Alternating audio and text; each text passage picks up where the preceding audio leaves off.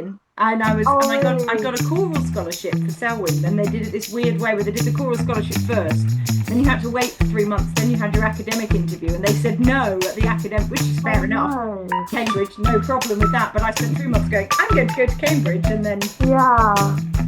No, I applied with my grades, which I think was a much nicer position to be nice in. to be Yeah. when you don't know. And maybe I should. I thought about taking a year out, but I went to King's in London instead. Oh, nice. No, I think but I love Cambridge. It is beautiful. Yeah. Emily has now finished her bachelor's degree. So, I have indeed. so I am the only person kind of joining the meeting from Cambridge now. Paul, you know that I'm Cambridge based. Yes, no, I do. Yes. Yeah. It's why I don't get to see a lot of you. That's true. Because I did my doctorate remotely, or largely remotely, because of how it was professional doctorate, so alongside work and everything. And of course now, Mansour, I'm in every day because I now work at UWL. So I only get to see you like twice a year in those FHSS meetings.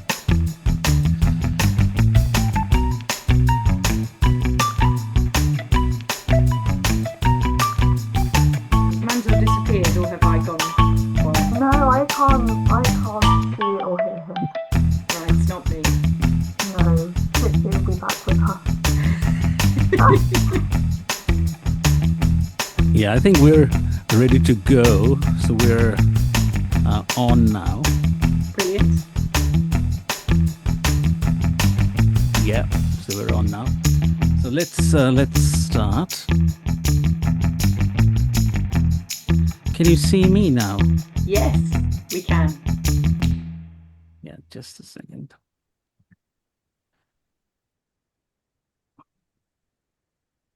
So let's start then. Hello, everybody, with the new episode of Yesterday Once More. Today would be a bit different compared to the previous 10 episodes. Today I'm going to be speaking with two of my, I would really say, star former students. and it would be really good to hear from you. Actually, I don't know I have never asked any of you that how did you find my supervision with you? Obviously, I don't know the outcome. Sometimes kind of end justifies the means.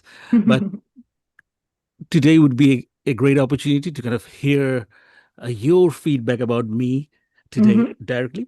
But at the same time, your live feedback about you. Yeah, so in all honesty and sincerity. So, but at the same time, we would also like to speak generally on supervision. What makes it, effective, memorable, likable? I mean, there are so many different variations that we can think about. And I have been supervised by a number of people in my student life as well. So some of my ideas about supervision are also drawn from those experiences. So I think today would be a great opportunity for me to also look back at my experiences as well. And at the same time, you can also think about supervisions on the whole. Like, for instance, you were also supervised not just by me, but also many of the people at different parts of your journeys. So it'd be a good opportunity to look back at those experiences. I mean, it is a podcast, so we can. There is no rules, there is no guidelines, but the only thing that we would like to discourage is ad hominem. So we're not going to try to kind of name anyone in order to kind of criticize that person.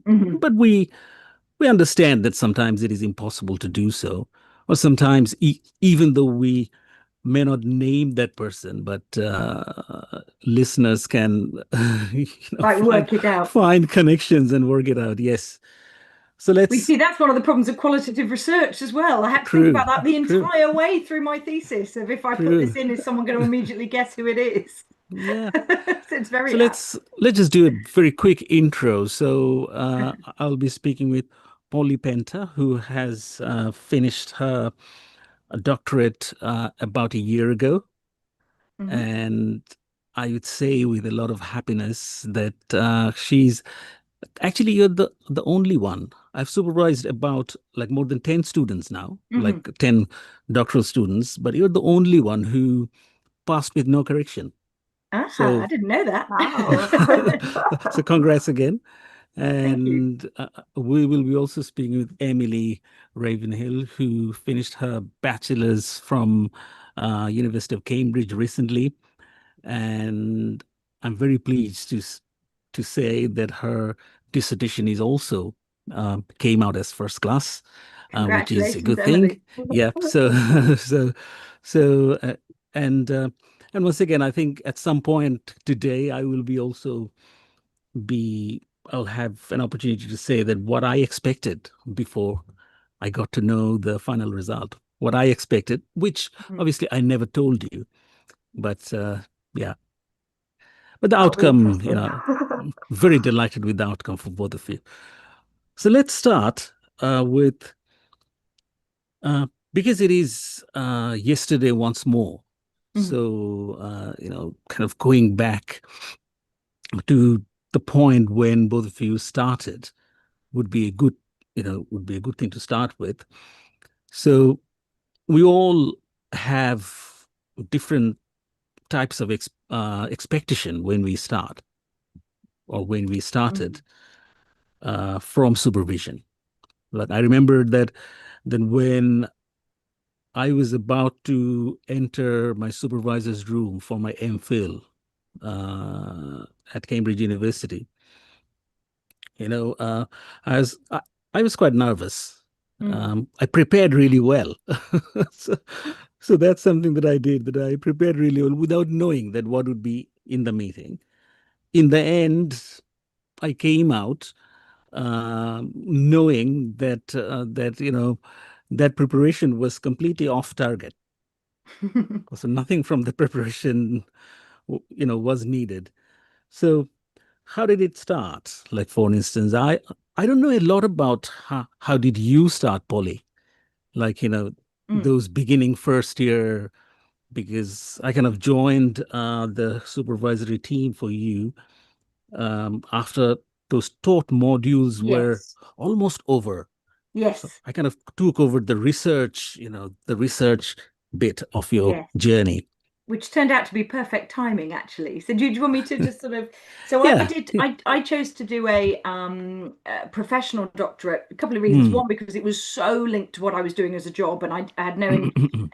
I wanted it to complement my job and go alongside my job. So I was working in study abroad, kind of looking after students. So I was the associate director for student services on an American study abroad program, and that was the basis for my research. And I chose a professional doctorate program, for that reason, because it kind of did that rather than just being a piece of kind of academic work. I wanted it to be practical and have a kind of practical outcome. I already had an idea of conferences I wanted to go to, sector-based conferences, things like that. But I also really liked that it had taught modules because I felt it would ease me in a little bit more, which it did. It was brilliant. I have massive imposter syndrome, which I'm sure loads of people doing doctorates have, but in a big way. And actually, I had a different supervisor for the first, I guess, 2 years. So for those taught modules. And I didn't, I'm not going to name anyone, I didn't click with that supervisor in the same way that I feel that I then clicked with you, Mansoor. And there were occasions, they had a very different style. So there were occasions when I genuinely actually thought about dropping out. I thought, oh, this isn't for me. I'm not clever enough for. I've gone a step too far. The masters was fine. This is a step too far.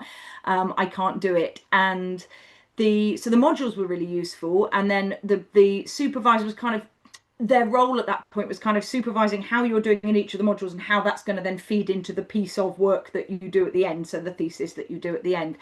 And I found that the supervisor I had at the time, I would go to these supervisions, as you said, I feel like I would prepare really well and I would get knocked back every time. And I think that's a different style. Some people may have responded really, really well to that style and thought, oh, right, I really need to kind of up my game. They're encouraging me to look at things from different angle. I just thought, oh, I'm terrible. I'm an idiot. Why have I done this? Um, And then I switched over. That person actually, first of all, they went on leave and then they left. And I was supervisorless and sort of floating for a while. And then I came over to you. And honestly, I think you saved my doctorate, Ansel, because I was at the point of thinking, I've bitten off more than I can chew. I can't do this. And your style was very different. So I suddenly started coming along to those meetings, and you kind of, I think the phrase my students tend to use is kind of met me where I was, if that made sense. You took what I had and you were able to turn it into something more productive, whatever it was. Whether I came to you with 100 questions or one thing that I was panicking about, it was always a fruitful meeting, if that makes sense. And I feel that the work that the modules were great, and actually I always did fairly well. There was one that I scraped a pass in, and that was the point that I thought I'm going to leave, because I got such a knockback. The feedback I got wasn't, oh well, you can learn from this, you didn't do this very well, this is what you can do. I said to the supervisor, oh, I feel so bad about this module, and he said, well, imagine how I feel. And I thought, really? And I think that was meant to encourage me in a weird sort of way, and it did exactly the opposite. And I would come to you with anxieties, and you would sort of talk me down off my ledge every time. And as you say, I mean, the I can talk about this more later, but the ultimate outcome of all of that, and you're a very guiding sort of person. You very step by step and very encouraging sort of person. It meant that the piece of work we ended up with at the end passed with no corrections, and I couldn't have imagined that 2 years before. I didn't feel I was in that position at all. So, I mean, that was a bit of a whistle stop tour through two different styles, if you like. Mm. And I'm not saying one But is right or wrong, but yours was right for me. there's the thing about, supervision, definitely, and also about teaching, Mm, because there is actually no kind of sure formula that will exactly. And work for everyone learns everybody. differently. And there are thousands of books written on supervision, on teaching, how to make it effective. But from the perspective of individual differences, I Mm, mean, every person, every teacher will read those books differently, and will take things from those books differently. In mm, other words, even if there is a great book on how to be a great supervisor, mm, 101 or something like that, but that book is not going to make, every individual supervisor effective in the same way. exactly. Or they might be Because, effective with 9 students, and the 10th yeah, yeah. student So, just completely eludes them. And maybe I was that so 10th student. ultimately, yeah, I mean, it is kind of finding, for the supervisor or for the teacher, it is about finding what works for them, Mm, like for him or her, in a particular way, what really goes well with the personality that they have. And I mean, that personality angle, I think there is also a responsibility. I think maybe you would remember that I for one who would always defend my colleagues oh, who yes. may who may have not necessarily good feedback. I mean, I may Mm, have a student who has bounced off another one or two supervisor, mm, but I've always liked kind of looking after students who are not yes. necessarily And you're very good at struggling, it. but who are demanding, I would say. And I have a particular way of dealing with them, and Mm, it may differ slightly from one person to another person, but generally speaking, I mean, the personality type that I mm, have, I mean, I would say, in a very um, not necessarily standoffish, but in a very cold-headed mm, way of dealing with problems. mm, So, which has worked with many of my students, particularly students when they're worried, when they feel that they have too much to do, yes. when they feel that they are a bit confused what to do. I think quite a few of the director of studies have told me that you seem to have some sort of a calming effect No, you do. on You absolutely students, do.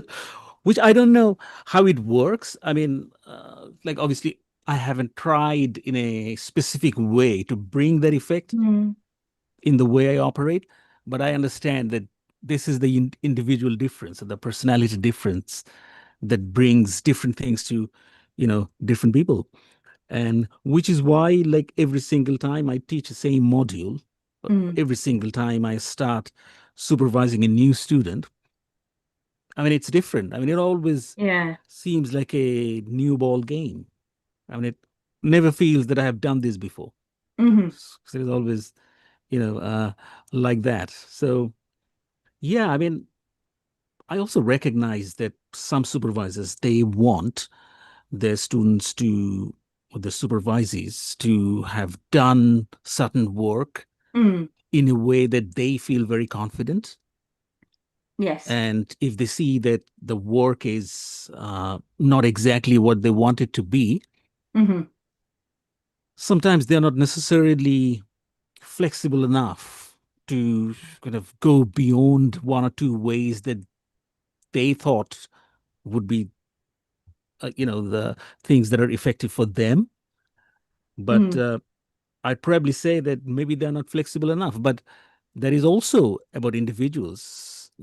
Not every individual can work in the same way. I mean, some individuals have certain ways of doing it. I mean, which is why we say that, that stuff is very qualitative in nature, very quantitative in nature. I mean, obviously, this is their research preferences, but it is also their personality type. I Yes. mean, academic stuff were quantitative in nature, would be very particular about certain things, Yeah. certain answers, calculation or data analysis done in a particular way, reported, presented in a particular way. So, yeah, I mean, there are so many variables to talk about. I mean, good to know about these perspectives. I mean, I think if I'm not mistaken, I actually had a quick chat with the supervisor there that you have in And mind. I'm not criticizing them. I'm just Yeah, saying yeah. it's So two very different styles, and I before, responded really proactively and well to yeah, yours and not so much to the. I mean, I obviously did respond because I improved and I yeah, passed those modules, so yeah. it was good Now, I had a quick supervision. But chat yeah. before I uh, did my first supervision with you. So, and he told me that sometimes she can be really demanding. So you need to be uh, you know uh, you need to be handle things very really carefully. I'm not sure I So, like being called demanding. so something like that. So, but I really I've heard the suggestion, and I said that, yeah, let's see what happens. But I haven't really prepared specifically for, based on that specific information that I had. And I remember, with you, Emily, I remember that early on in the third year, when you were kind of toying with different ideas that what could be a good dissertation. And I remembered that I was in St. Edmunds, I think, for another group of supervision, but you were really keen to have a quick chat, to kind of find a, good topic. So Yeah, how do you look no. back at that time of Um, confusion? it was a stressful time. I'd made this decision to, so in your final year you do 5 papers slash modules, and I'd chosen to do 3 pieces of like extended work, so 2 dissertations and one like 8,000 word coursework. So I'd taken a lot on. And Mazel wasn't my primary supervisor um, for this one that we were working on. I got into a certain point with the original supervisor, and we'd worked well and we'd come up with these ideas. But I think what was helpful for me with Mansell was I think we were coming from quite a similar perspective, sort of sociologically, and in terms of thinking about dialogue, which is what we were talking about.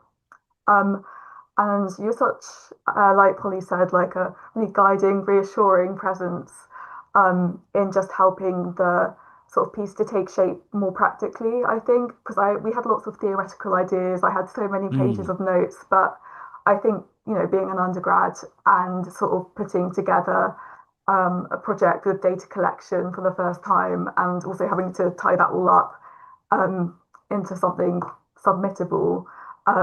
was really overwhelming. But no, you honestly gave me such like clarity at that point where I've previously just been so many threads of thought.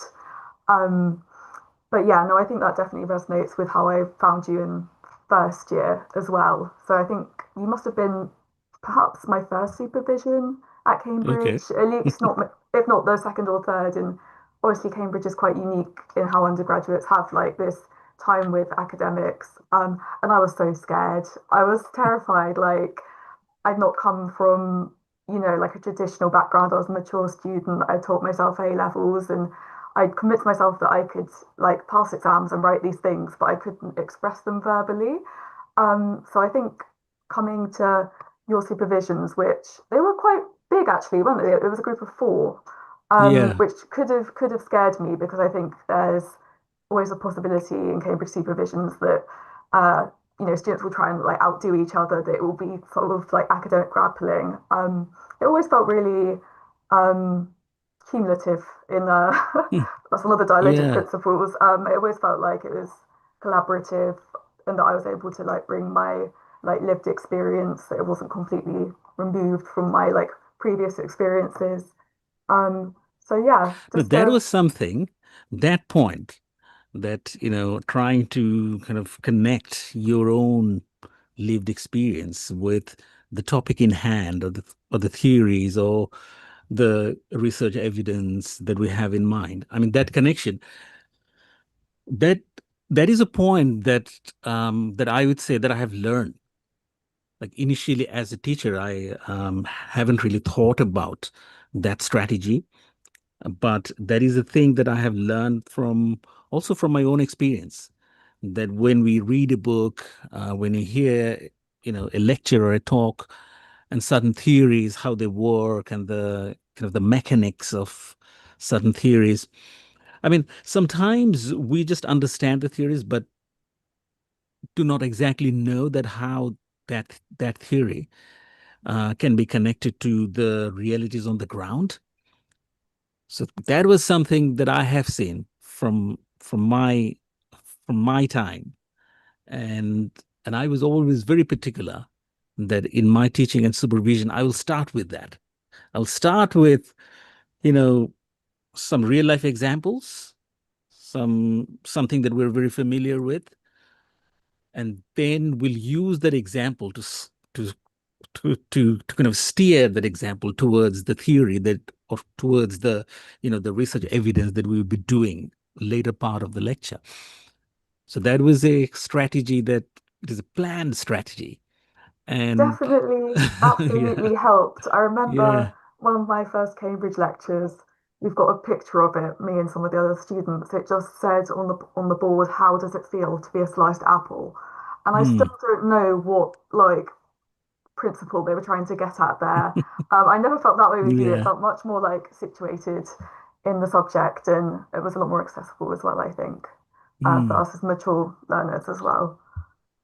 Yeah, I mean, that's something, I guess, Polly, you could perhaps also connect with this point, that do you think that quite a lot of, like many times in our life as a student, Mm, that we have faced a classroom activity, even within supervision session, we may have an activity mm, uh, which, on the surface seemed something really relevant, but while you're doing the activity, you mm, lose control of where you're going.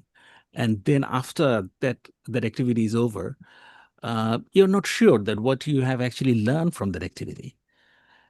With Let's say within that activity, you have spoken to your group members, you have, expressed your own views, like you have felt, let's say, motivated, or had a sense of agency or empowerment by expressing your ideas.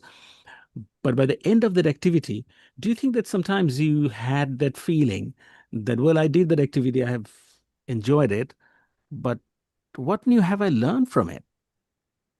Seems like I have just said things from my experience, and I still have that same idea. So what's new? I have gained from it.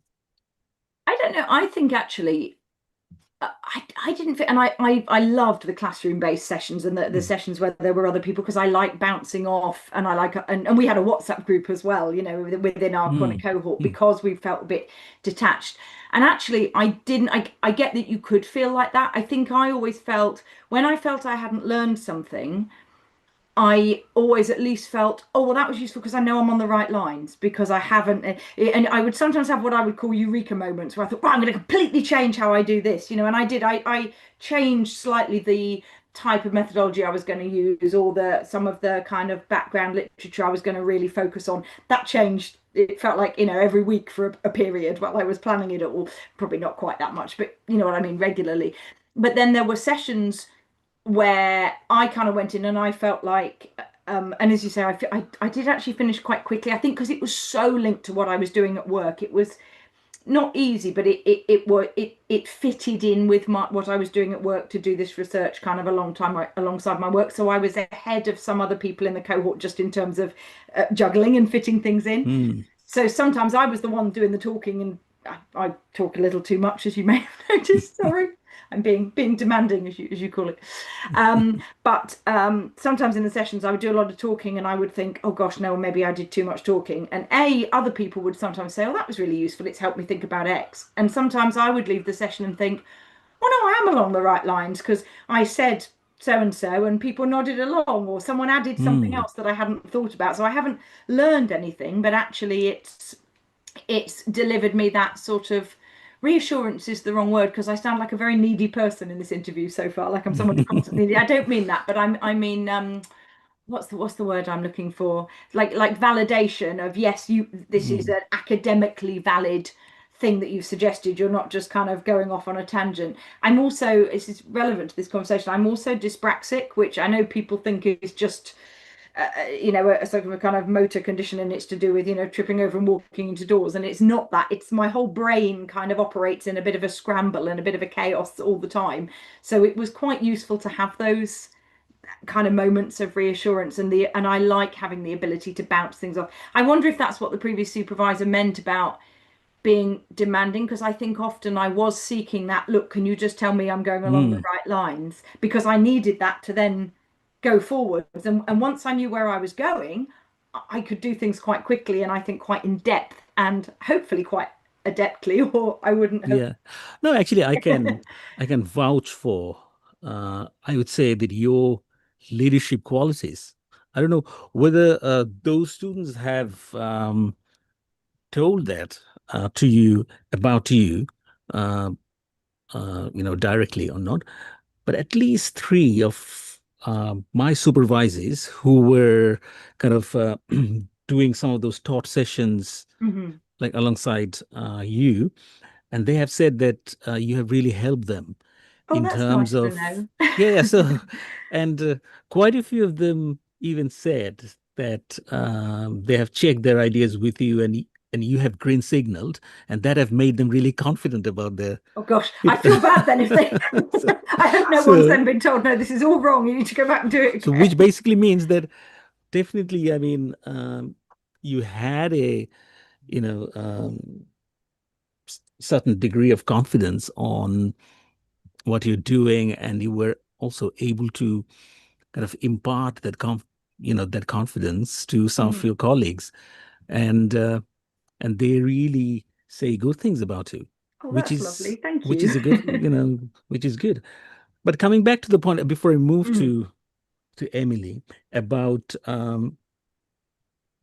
kind of asking the supervisor that do you mm, think that my methodology chapter is going in the right direction, or the methods that mm, I have, or the paradigmatic position that I have is going in the right direction.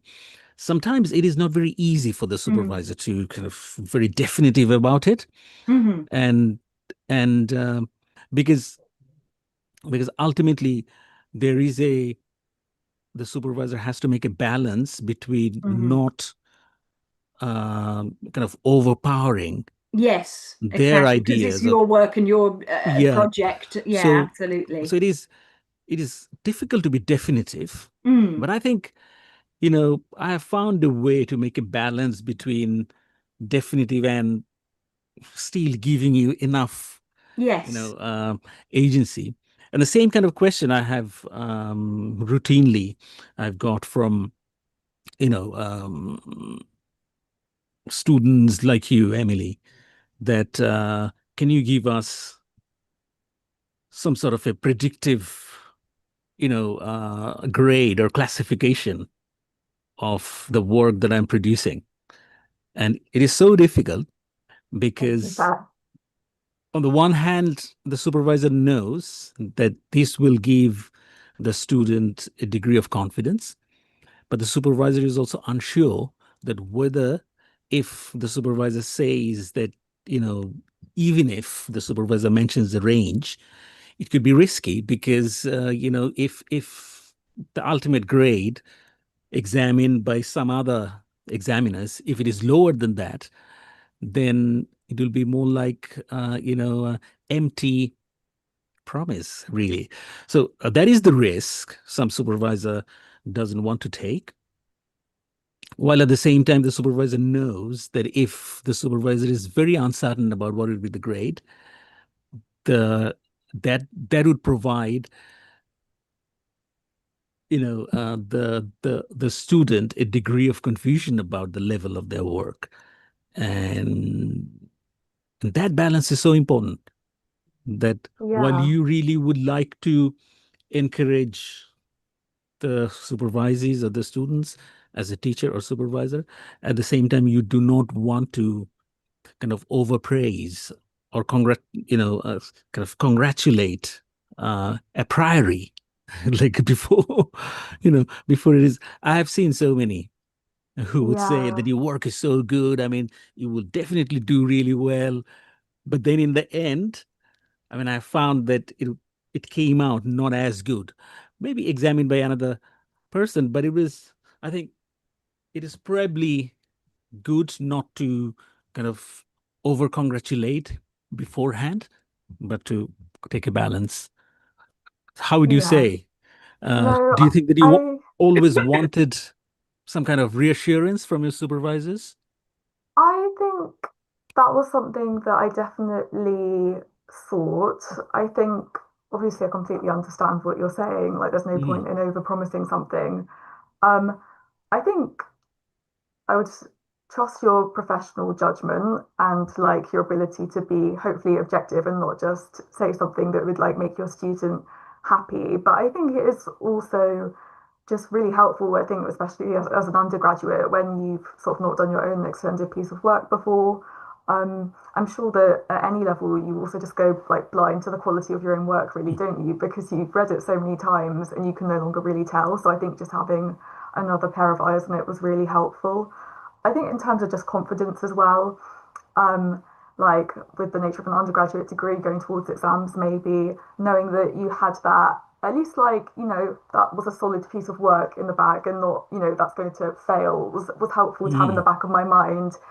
um, and I think it also depends about the how much time and sort of space the student has left to make any changes. Of course, if there was something practically that could be done that could improve it, it would be great to know. But also, I think it's good to just have realistic expectations for where it might end up. So I appreciated your mm. balanced and reassuring perspective on what ended up being my best grade. So But that's the Yeah. thing. I think a good supervisor is one that manages to be reassuring while giving critical feedback. And I think that's the point I was trying to make with, I think the previous supervisor was very much right. This is what needs doing, and he was spot on, absolutely on the money. And always did what he said, and it obviously worked.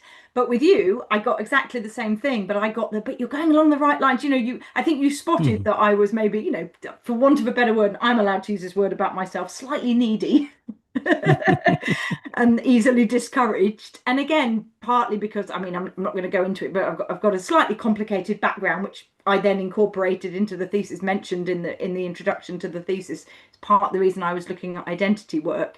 So that kind of was that balance was so important. But I'm quite sort of ambitious, so and kind of a bit like you were saying, Emily, if there were pointers where someone could say, well, if you do more of this or you've got time to do more of that, that was brilliant. I will happily go away and spend hours and hours and hours completely reworking something, and I'm quite enthusiastic about doing that if I know.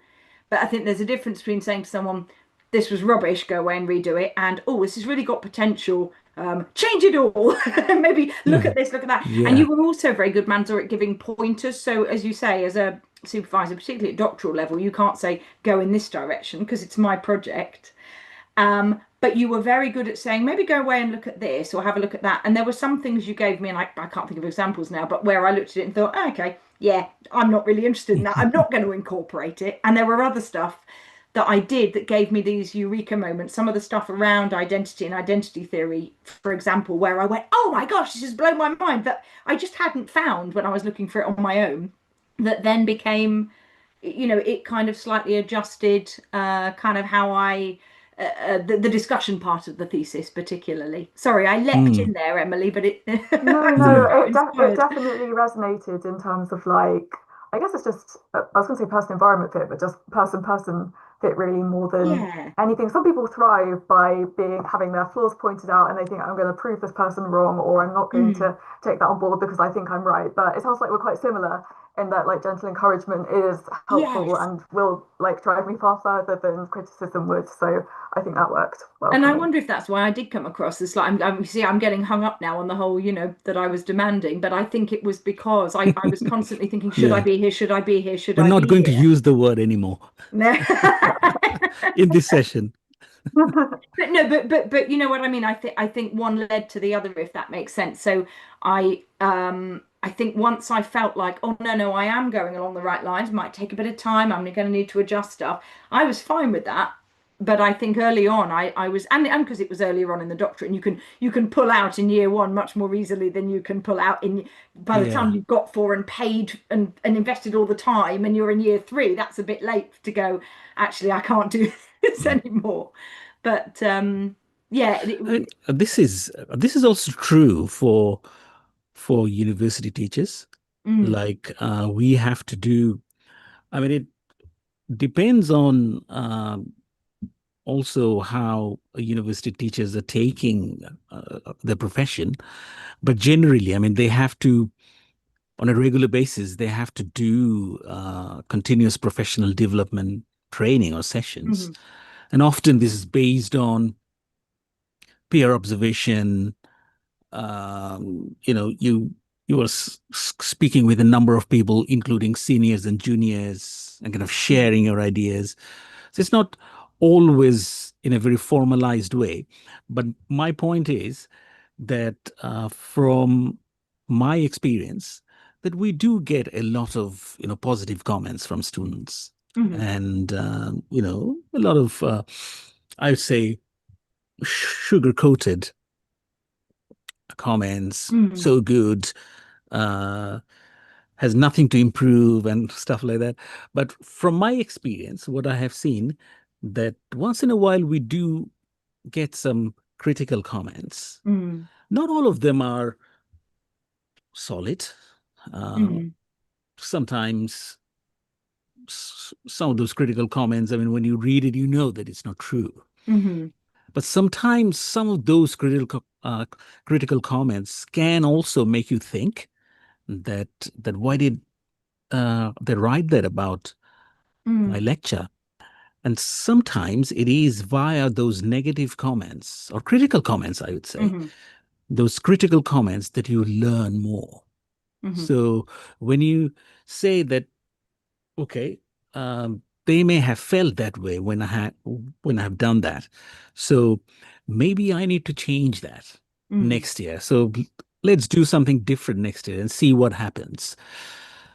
So I think sometimes it is via the negative comments. It is mhm, via the comment that you think, has hurt you. But maybe that is the trigger that you mhm, need to work more. So it can be demoralizing. Like, for instance, you may have produced a draft and only to see that the supervisor has made, a lot of comments, a lot of red marks. It can demoralize you.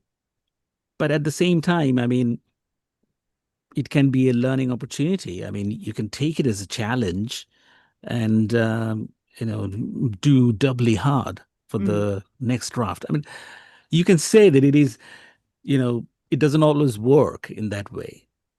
Sometimes you may feel so demoralized and you may not have enough time and energy left to do a full-fledged new draft. But it can work both ways, and it depends on. Sometimes we do, dissertations or thesis is also a test of your grit or resilience, and it is, even beyond dissertation. I mean, it is great learning for life as well. That even though you're rejected, both of you are now submitting pieces to journals. You'll see that you'll have to take rejection letters.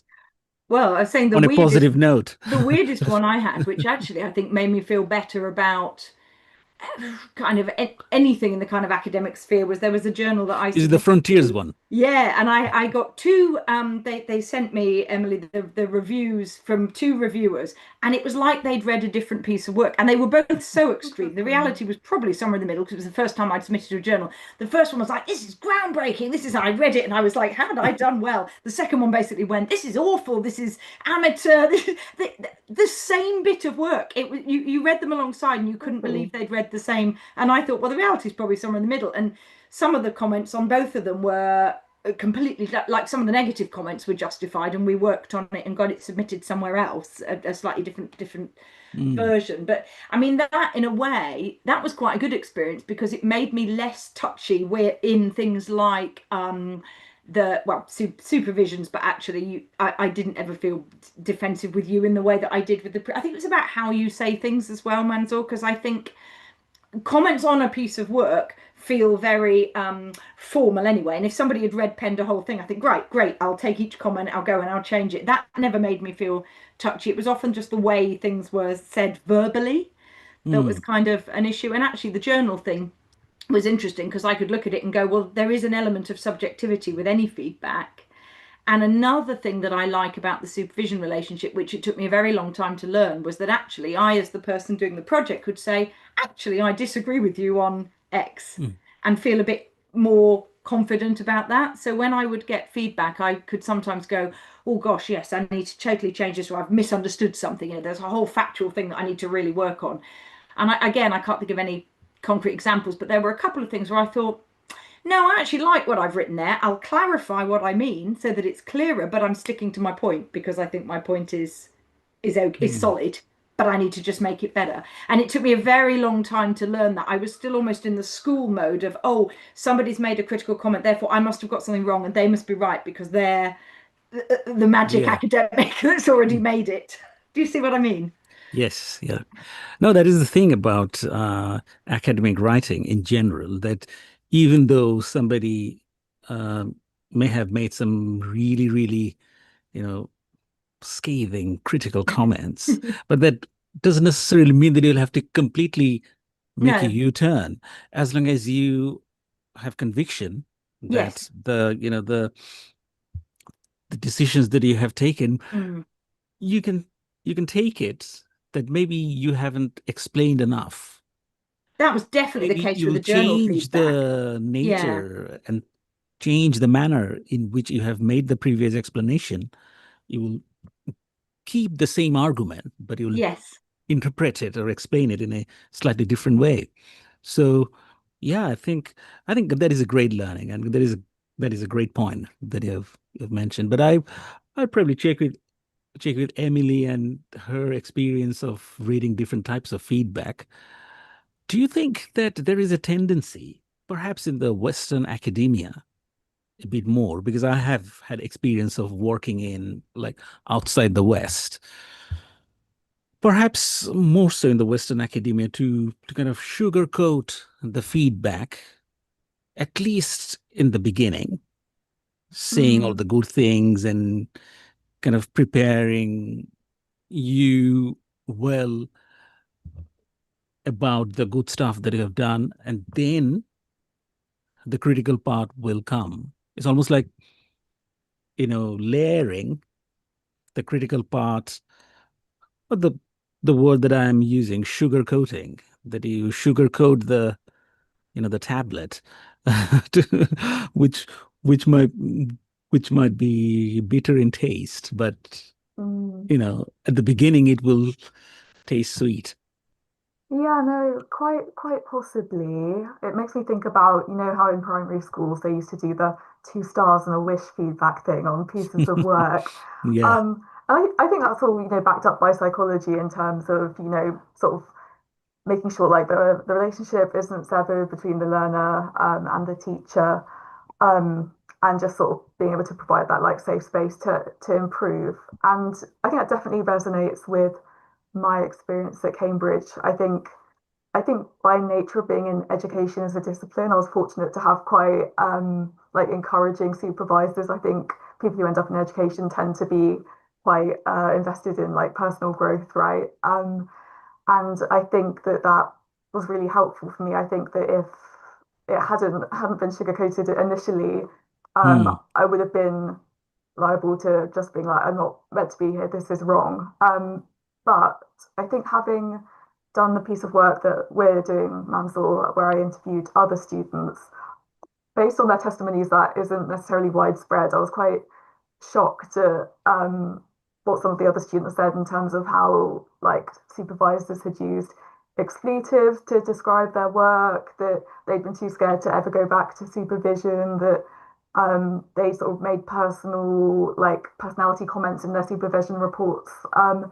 So I don't know if I can comment on it entirely within Cambridge or It within the varies probably. I West, mean, but you won't yeah. believe that I was when I was given the supervision training by Homerton College and Faculty of Education.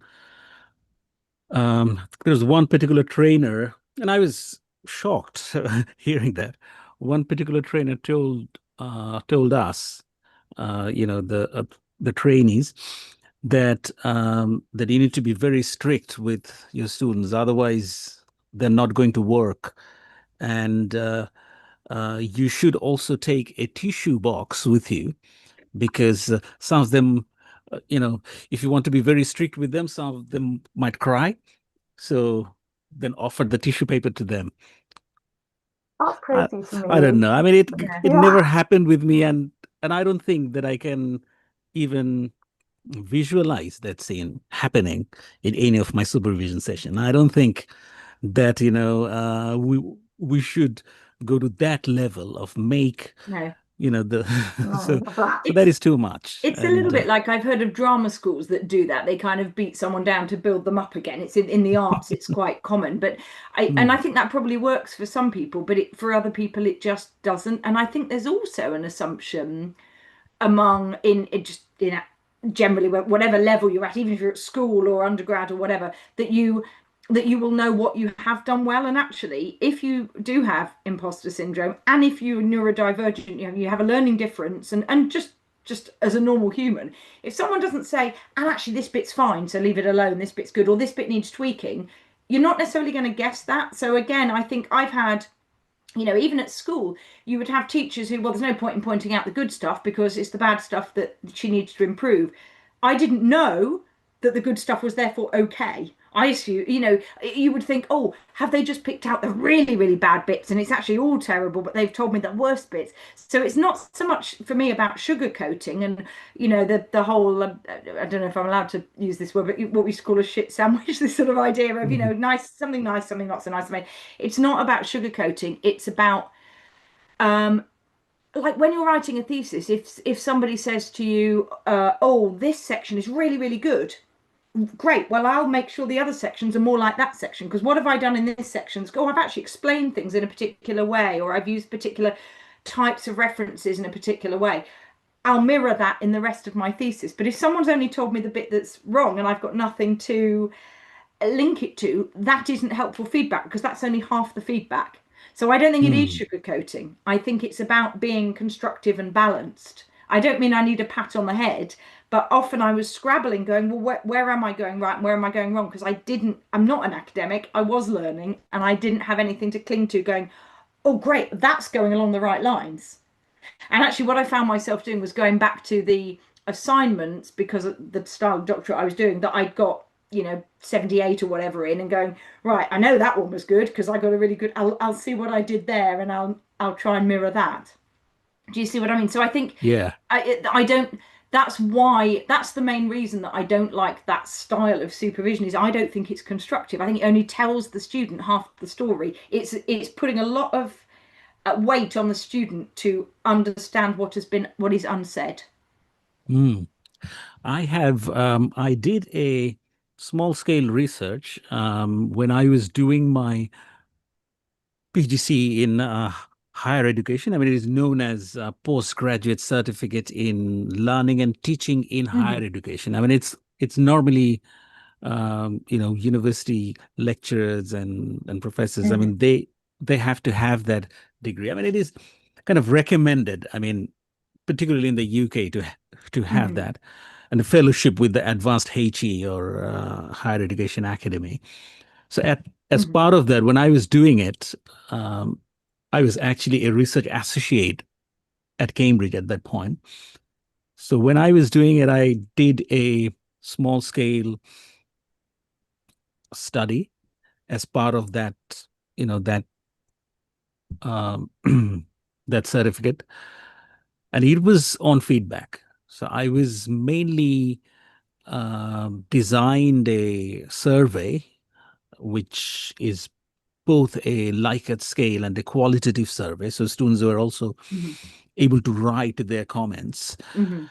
So I was supervising a number of students that year, and I also spoke with a number of other supervisors to run the survey with them as well. So in the end, I had like about 30 plus Hmm. responses.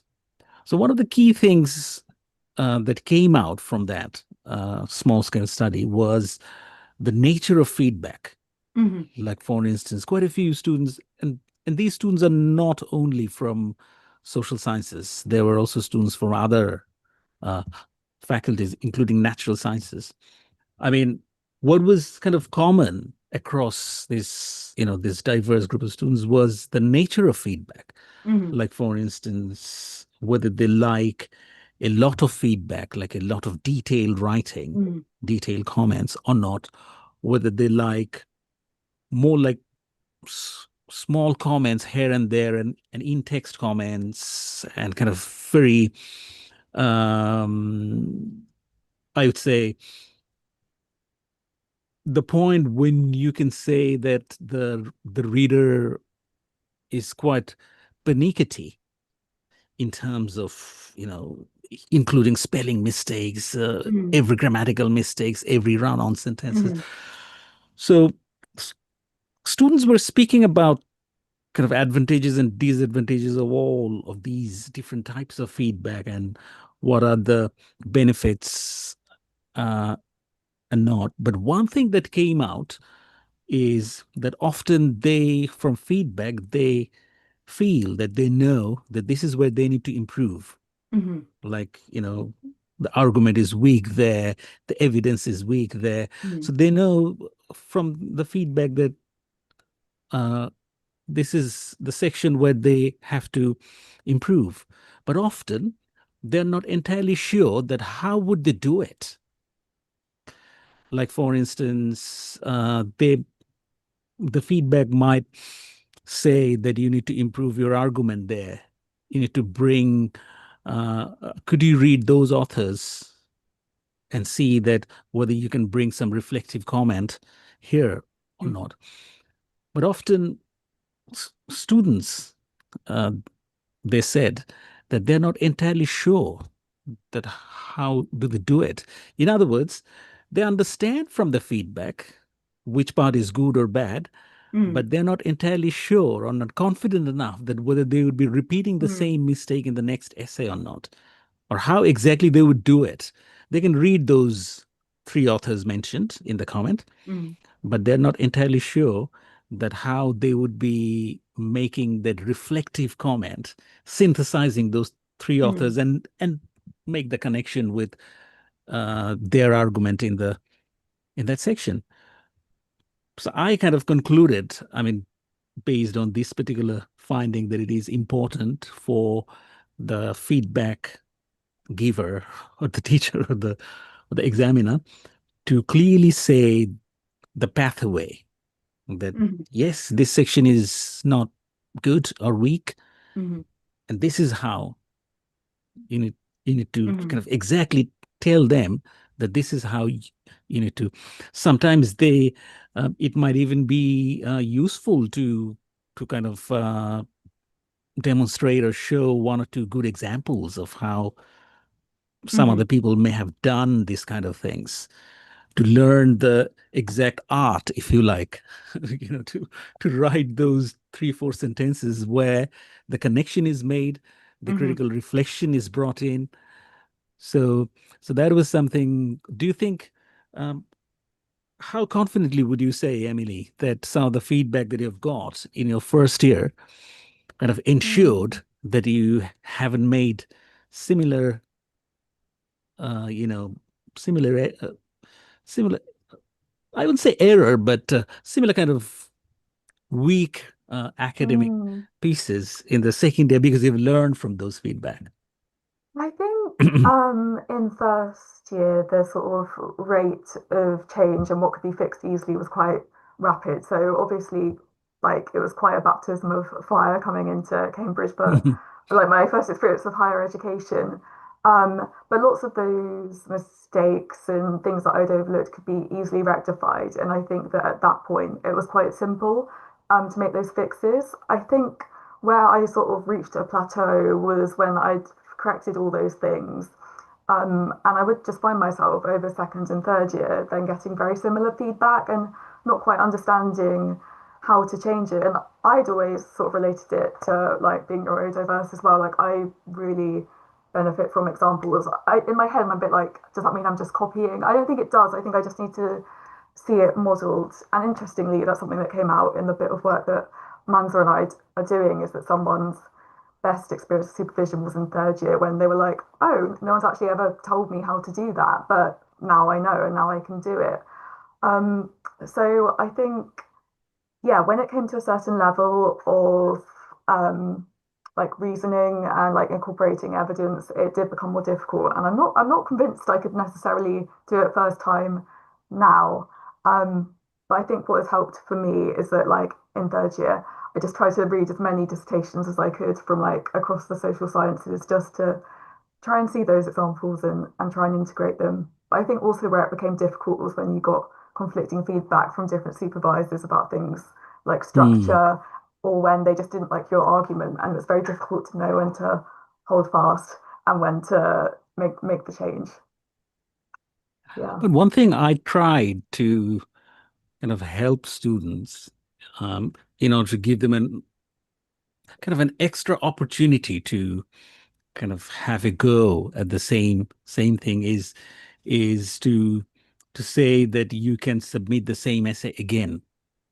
I think You that was know, really yeah, helpful. like Yeah, because over the vacation, you look at the yeah, feedback and then do a new draft and then send to me, and I use the phrase called quick feedback, that I'm not going to yeah, read the essay again, but I'll just give you a quick feedback like, yes, it is good, yeah. something like that. So, No, and that's so so helpful because I yeah. think the nature of supervision at Cambridge is such that, you here's Plato, quickly write an essay, and then that's it, you're done. You won't get any further feedback after that first draft. So I think by you being kind enough to do that, it's a much better like pedagogical model, and just being able to make those improvements And I is did the really same valuable.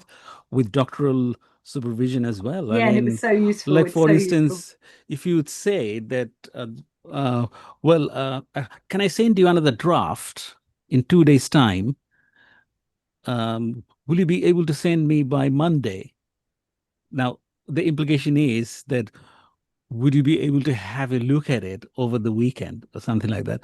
I think I actually take these opportunities to kind of do something really positive, because I think that if I say yes to the students, it might mean only a few minutes, maybe half an hour during the weekend, but I think that will go a long way to, as far as student satisfaction is concerned. Many of my colleagues do say that you shouldn't do that, but I actually take this opportunity to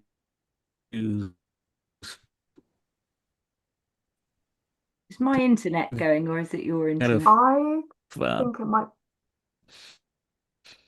He's frozen. I would say,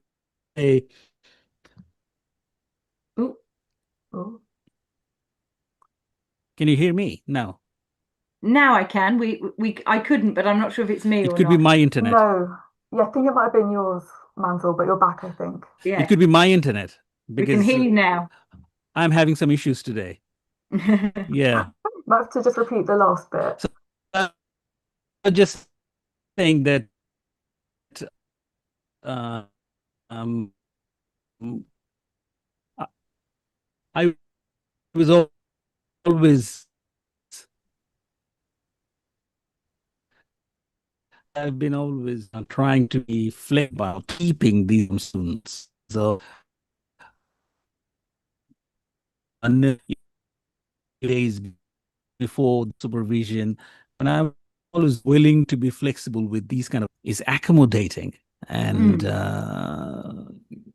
you can make any kind of requests to this particular supervisor, and it brings in an extra layer of, I would say, satisfaction from. And actually, this is something that I haven't done on my own. My supervisor, like my PhD supervisor, was like that. So was very accommodating. And I think some of you might know that I may have mentioned that when you have asked that when is the deadline for this, I might have said that it's the midnight before the supervision day. So the whole idea was to say, to kind of give you the impression that don't worry about the deadline. So, try to write the best thing that you can, and don't worry about the deadline. If you think that the draft is not ready, we can still have the supervision on whatever the form of draft that we have. So yeah, and I think generally I've got good feedback because of this approach, like No, from it's students. definitely really appreciated. I remember seeing some of the emails that my friends and other courses got at the start of term from their supervisors with these huge lists of like rules and expectations, which I understand from a sort of work-life balance perspective from the academics, but it didn't. I think it just sort of set a tone of things not being especially collaborative, and I think by being able to like bring a draft if I hadn't finished a piece of work, it felt like there was room for growth wherever I was, as opposed to needing to present something finished and perfect. So I found that really helpful personally. Yeah, I mean, I like to check with Polly about how did you feel when you did the mock interview with me? Oh, Because I the thought mock that Viva. the mock Viva, yes. Yeah. So I had a feeling on that day that you probably thought that the PhD Viva is going to be very, very difficult. Do you know, that was the most useful thing I did in the entire course. It was absolutely brilliant. And I didn't feel negative after that, in case you worried that I did, because I think at that point I was confident in my work and what I'd done. I just needed some guidance because obviously I'd never done a Viva before on how to communicate that.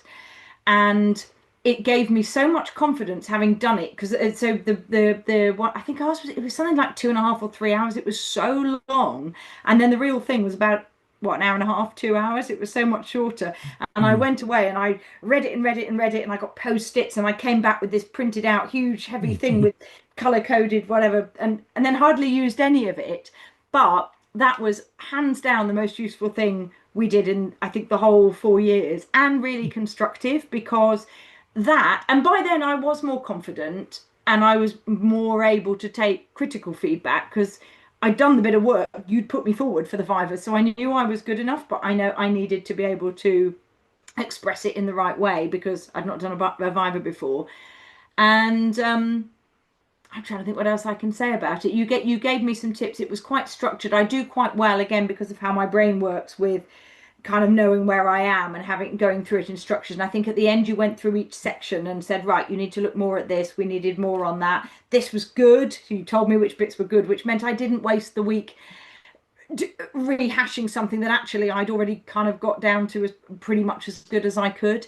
And it meant that by the time I went into the real thing, I thought, no, I do know what I'm doing. And I was pretty confident that I was going to pass, even if I might have, quite a lot Mm. of corrections. I didn't know. I thought I might have 3 months, 6 months, whatever. I didn't think I would have major corrections, but I thought I might have the odd thing to tweak. And yeah, if I hadn't had that, I don't think I would have done myself justice in the real Viva, because I would have not known where I would have sort of gone in blind, if that makes sense. So Yeah. having, and it wasn't just that, it was actually the transfer Viva as well. So I'd effectively had two kind of pretend Vivas, because I had the one where I kind of transferred to, well, not quite writing upstate, whatever they call it, but Mm. that said, right, you can go away and you just work on the thesis for a bit and hand it in on this date. That was really useful because there was a whole section that I've forgotten what her name was, Victoria, I think her name was, but she said, oh, go and relook at this bit completely. But she was really encouraging. She was really interesting, and it felt like a conversation, which is what it should be, as Mm. well. It didn't feel it. So I know a lot of these questions that are going around that looking at the relationship, and ultimately a PhD, a doctorate, is training you to be an academic. And at that point, the first Viva to an extent, the second, 6 months later, the sort of mock Viva, and then the real thing, I felt like an academic. I thought I can argue my point. I can accept if you don't agree with my point. I can agree that certain things may need to be better, and Mhm. Mm. politely agree to change those. But I didn't. Yeah, I felt much more confident, and it worked. It obviously worked because it was exactly a week before the real thing, and the real thing was Yeah. fun. It was actually fun. Mm. No, it was a clearly thought out plan to, kind of make the mock Viva as Mm, critical as possible. yes. So we were, like, I was in particular, specifically trying to focus on areas that might Yes. have some room for improvement, Yes. Absolutely. so that, I mean, you were ready. Um, it was carefully thought out because we didn't know what would be the outcome. Of course. So I get to know about the outcome only the day before, Hmm. and but I didn't share it Hmm. with you on that, Mm. beforehand. So it was because at the point of mock Viva, we didn't know. So it was the best decision to kind of make you mentally, Yes, psychologically, or, whichever, emotionally prepared for of course. anything. Yes.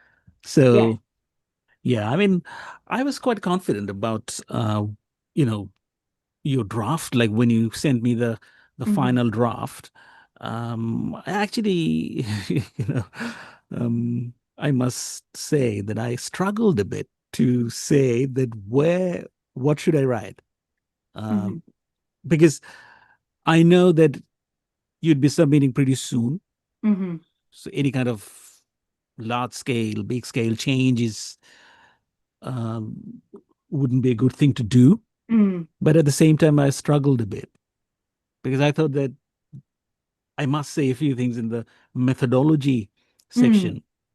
But then I struggled to find any place where it would be particularly weak or anything like that. So, and that was the point when I realized that, these particular thesis is unlikely to get much comments. So I never expected that it is going to be like without correction, because sometimes examiners, I mean, all examiners have egos. so, so they don't want to write a report without saying, some corrections, Something, some yeah, areas of absolutely. improvement. So I always thought that, it will probably be with minor correction, Mm. And that's what because I expected as well. yeah. So because the point when I was doing that final reading, I mean, I didn't find much areas to improve.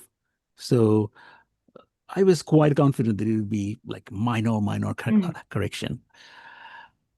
But I didn't rule out that No, it of might course. well be that the examiners would be really happy to see it and would say that this is a pass with no correction. Oh, okay. So I And thought you were going to say, oh, I wasn't going to rule out that they might want to completely overhaul it because no, and no, it's so subjective with no. qualitative work as well that you just never know.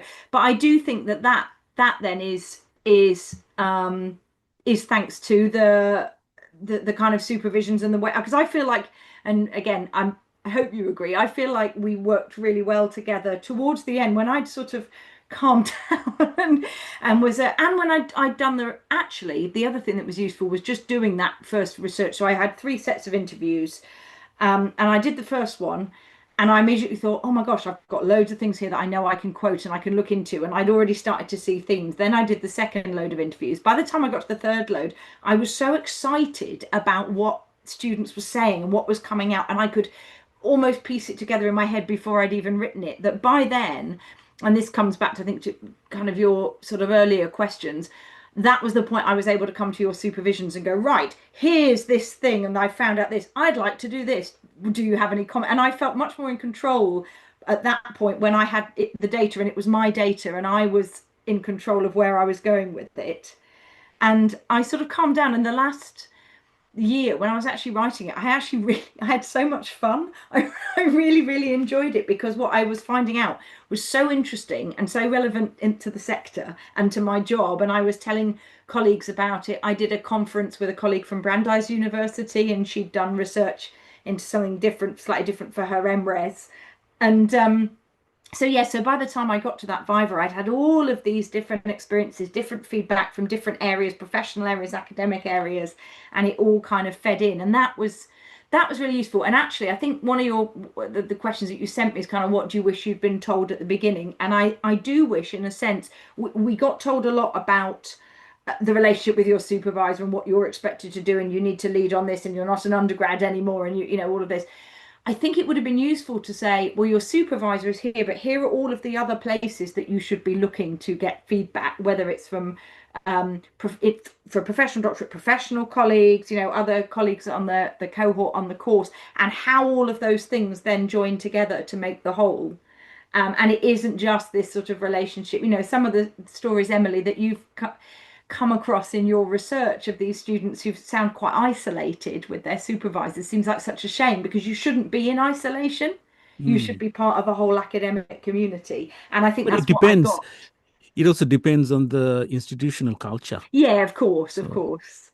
But so a lot of the support I got was outside of the institution, and it was because of what I did as a job, and the other networks that I had were super mm, useful to me. And I think some universities are better at others than others at encouraging those networks and telling you how they join together, mm. perhaps. No, I remember I did advise Emily at the point when you were kind of almost near final draft of the dissertation, to kind of check with whether you can find any of your peers to kind of share your ideas. I mean, what happened in that? Like, did you try to kind of find anybody who's interested to read your draft, and in return, you will read their draft, something like that? It's an interesting one. I think in terms of the subject matter, people were really interested because obviously it related to all of us. I think at that time I felt quite vulnerable showing them a piece of work. I think especially people who are coming from other disciplines where just the style might be completely different, and the feedback that they'd give would be quite like discipline specific. I was more nervous. I don't think I sent any full versions to anyone. I might have like sort of given them my laptop to have a look, but I would hope that like the more you progress in academia, the easier that gets. But I think especially when it's at that initial draft stage, um, yeah, I was a little bit too scared of the feedback that I'd get from the people around me. But I know I should, but yeah, I Yeah. don't think I did in full. But I remember when I was kind of giving you the last feedback, maybe a week or 2 weeks before the submission date, I was probably telling you that I didn't have much to say other than the fact that you can add a section in the conclusion on what is new in it, what is the kind of the new contribution uh, on it, kind of create a separate section on this so that it is like absolutely as clear as broad daylight that these are the claims they would like to make as new contribution or Mhm. something new, kind of progressed from the the original research evidence of the theories that you have mentioned in the literature part. I don't know whether you have done that in the end, but I it's a think I similar did. story in the sense that I Yeah, also didn't have much to say at that point. I mean, generally, I mean, when I have that feeling, I mean, I'm quite organic in that sense. That yeah, when I have that feeling that oh, I can't really find much to say. I mean, often in those cases, the final mark of those theses, those essays, or those dissertations, do tend to come out as very good. no, that's good to know for future reference. I think in the end I did add that section to the conclusion, but I think although obviously I was happy with the grade, the examiner feedback was that they didn't understand like the logical inference that I was making from like the data into the Mm, contribution. But I guess that was more of a matter of opinion. yeah. But then I integrated that feedback into the article, so it was useful in the end. Yeah, I mean, maybe it's more so for a full-fledged doctoral thesis where you have to kind of bring in contributions from different aspects, not just, just one dimension, but to make it more multi-dimensional. And Yeah, so that expectation, that examiner comment was more from that perspective. I mean, when you do not have a lot of other things to say from other sections of the dissertation, then this is the last, straw that yeah. the examiner uh, can talk about. So, yeah, and so many times, so many doctoral examiner feedback has this, that Mm, you do have a section on the new knowledge, new contribution of your thesis, but you'll have to strengthen that section. yeah. So this is, such a common examiner feedback. Okay, that's good to know. Yeah. I also think just within education, people come from such diverse backgrounds that the perspective they might be coming at it from and their background might be completely different, which is helpful in terms of making the improvements, but it might not have been something that I considered really at all before. Hmm. I mean, even for PhD, I mean, you will see that is quite commonly said that it is a lonely business. Mm. So it is up to you in many ways to create a whole, group of your own, like two, three people, and you kind of tend to share and exchange ideas and knowledge amongst that group rather than the whole community. Because it is often said that it is very difficult to find a community where quite a few other people are genuinely taking interest and are willing to do some sacrifice for the other group members to read their work and make some really good comments, not superficial stuff. So Which is why sometimes, as supervisors, we do recommend that you try to do the initial piloting of ideas. It's not just the piloting of a design, but also piloting of ideas, like your initial research questions. Check with a few of your peers to see that whether uh, they can make something out of it or not, whether the phrasing of the research questions, the words chosen, make sense or not. Those are also piloting of the initial research questions and ideas. So we do tend to say that, but like I was saying, that it does vary from institutional culture. If if Yeah. if you have like if your community has a number of students who are also your competitors, then it is Mm. difficult to find it. But I think I don't know. I mean, from what I have heard from some of the other doctoral students of your time, Polly, Mm. uh, I don't think that they never sounded like that they were competing against you or anything like that. I mean, they seem to have taken for granted that that you are or you were kind of a leader of them, and they were happy to be kind of running behind And worried they you think I'm and bossy kind of now. thing. So yeah, I think I though mean that was also, the tone that I have detected from them. Yeah. I mean that's nice. I think also though at doctoral level, because what you are all doing original research, or you should be, it is actually really easy to collaborate if you are willing to, because everyone was doing something different. And certainly in our cohort, I think there were only a couple of us whose projects were university based, or a few of us, and then other people were doing school based, or they were looking at school leadership and things like that. So we were all doing different things, which was quite useful because it meant we all had a different angle. And I do think we worked really well as a cohort together. Mm, yeah. And I think that was so important to be part of a And community. there was a lot of sharing of slides, Mm, sharing of ideas, kind of feedback thing. Because if I remember correctly, I think you were also nice enough to give kind of feedback to other people's slides and yeah. things like that. So, which Well, is often which, because which is a good thing.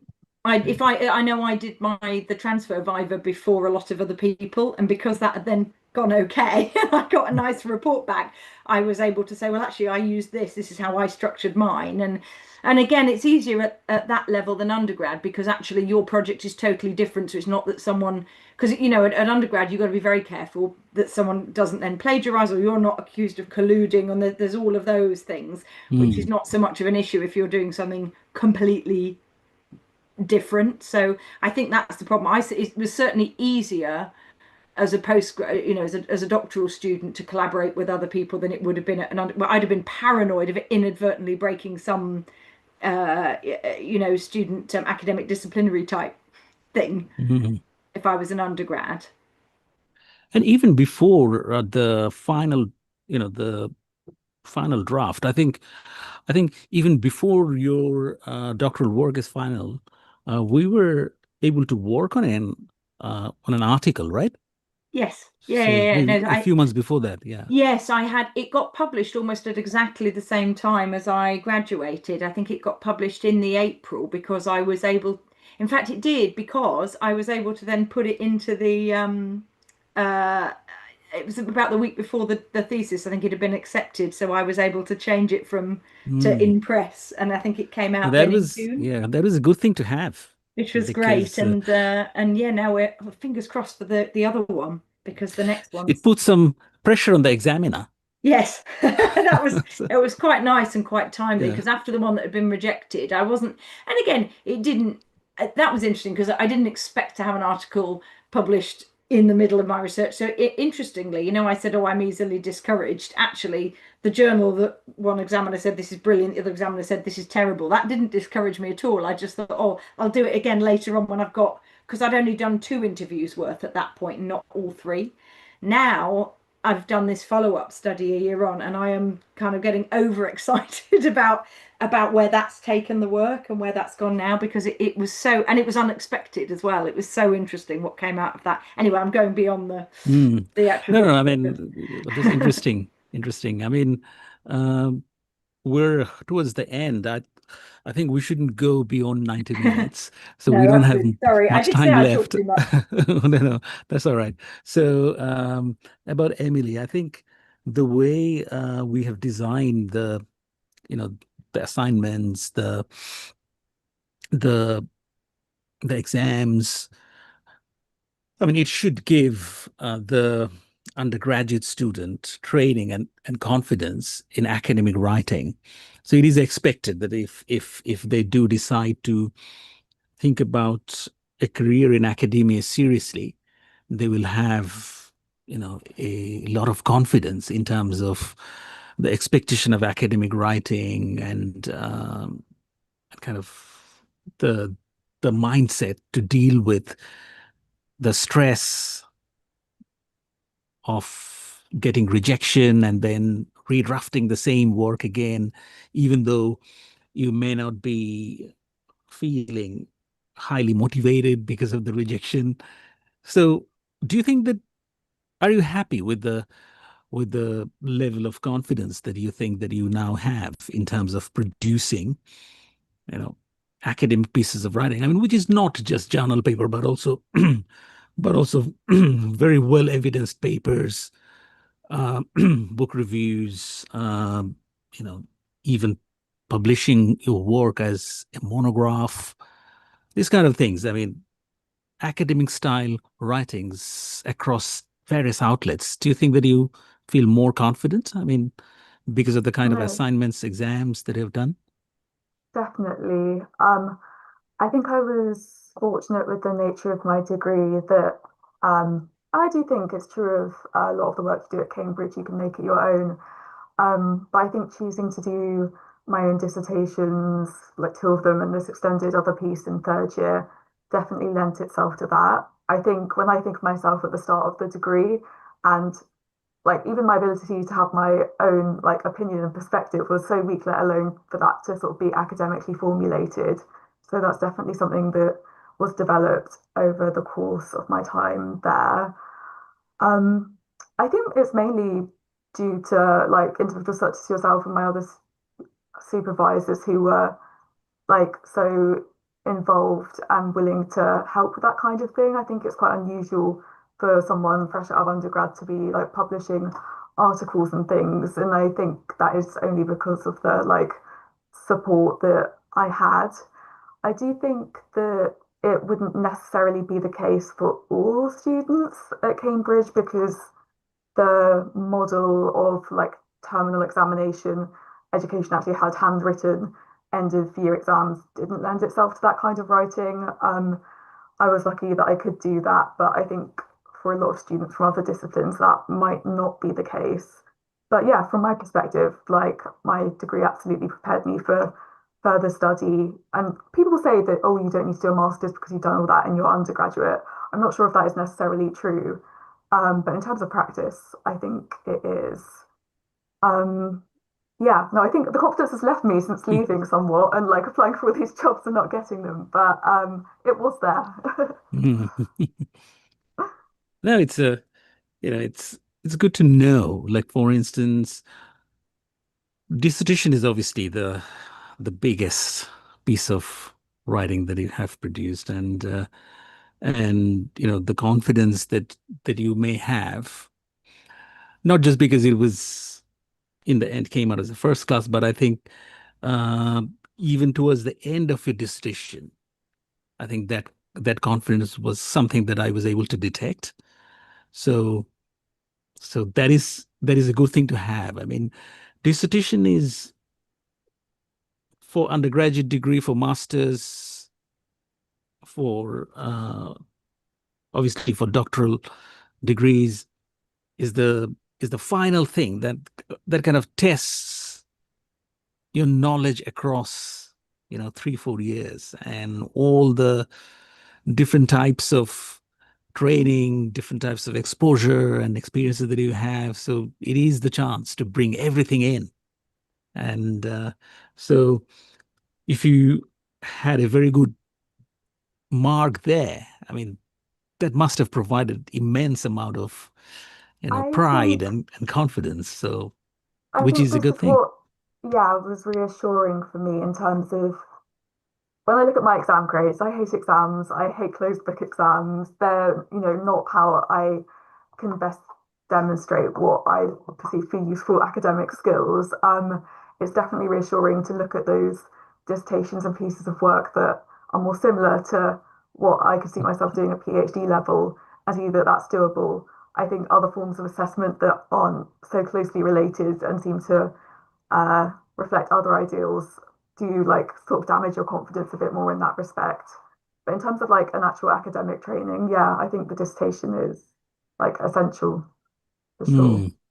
One thing that I'm very happy about because of this AI thing and for the last 2 years and so, and for the years ahead, that I was always very particular about having a substantial section in the introduction of the thesis or dissertation and in the conclusion on your personal view, like Mm, a personal rationale on kind of bringing your background, your own thoughts and feelings with within the justification of the research question and rationale.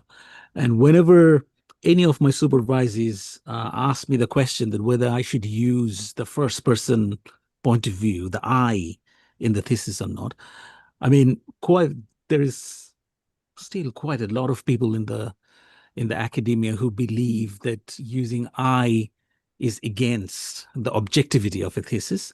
that But was a that is big bit something of that conflicting advice. Yeah.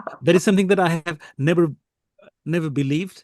And I think both of you might have asked me that question at some point, and I'm sure that I have told you that you should use I. Yeah, And and I you, did. It No. would have been disingenuous not to in my case because I was doing it as an embedded, a practitioner within a university, and I had a whole section on subjectivity, objectivity, and yeah, I yeah, think the nature of our study, like yeah, you are inherently situated within it. You can't remove exactly. yourself. And sometimes I did used to worry, like, is any of this actually academic, or is this just what Emily thinks and I'm just finding a way to like back this hmm, up? But I think yeah. like those two things can be true at the same time. You can't separate them. And now, I mean, because of the AI and everything, I mean, it is now extremely important for longer pieces of writing like this to have that personal voice, Mm, very strongly coming out in the narrative. And the greatest tool to bring that personal voice is I, that mm. that first person narrative.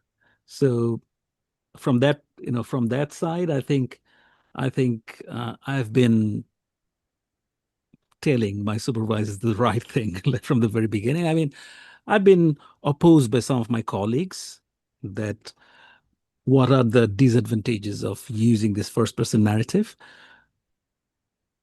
I said that I've heard, but I was never convinced.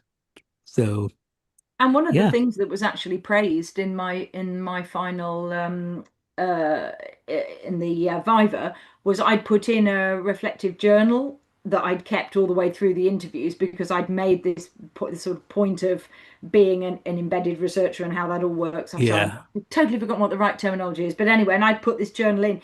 So it would have looked very strange to have as one of my appendices this journal. I'd kept a snippet from this journal where I reflect on interviewing these students, which I have written from my perspective as someone who, and I've talked all about the relationship I build with these students and how that's important to getting them to share all the right, honest information with me and valuable data with me, and to then not use I all the way through seems totally counterproductive and yeah, counterintuitive. and this is also has become an important thing because of I should write an article the. about this. Yeah, I was gonna say that's a really good I think we should. We should all I think we should. I mean, collaborate on it. I think we should. I mean, I have actually made a presentation on this last year, and it is about this importance of this developmental evidence. Mm. in the appendix of longer pieces of writing, which can demonstrate that how we have started with those initial thinking, and then how slowly that idea developed, changed, and molded, and has gone through evolution. So now, I mean, because of AI and different forms of highly sophisticated tools that are available, presence of this developmental evidence at the back end of the thesis has become really, really important. And I think I'll end with this one last thing. Like, of course, we can think about, that potential paper on this developmental evidence thing based on our experiences. So that's something that I will come back to you later on. But I'd like to end the session today with asking you that what do you think that if you look back at the supervisions that we have had, like over the years, of course, end justifies the means in many ways. But what do you think that if you were to give me some pieces of advice about areas that you think that I could bring in, which would make me, let's say, more effective? That's so What do you hard think? because you've worked for us. We're your Yeah, successors. absolutely. Yeah. But you don't have to say it live. You can kind of write to me later as well, if you think that I'll have a that'd be think, more but justified. genuinely, Yeah. nothing Yeah. is coming to mind. But I'll reflect. But no, Panel supervision really helpful and effective. So it's not something Yeah, I I've did thought too. about a lot. Yeah. I think you got a very good balance, which, and again, I feel bad because I wasn't trying to denigrate the person I had before. It's just that it gave me two people to compare, and I personally responded better to your style than theirs. They obviously did a good job as well, because otherwise I wouldn't be sitting here. But I think, oh gosh, no, I can't think of anything, because I think that what you did worked very well. I would probably say, and this is me as someone who also works in a university, is actually, although I do appreciate you doing out of hours stuff, you don't ever let that go too far, because you do need a work-life balance as well, Mansoor. I Yeah, think of that would be course. my, Yeah. as someone Yeah. who also works out of hours quite a lot, and probably more than I should. Thank you for that. And I think we will close the session here. But it was really lovely speaking with you both. Two different perspectives, but there are so many interconnections.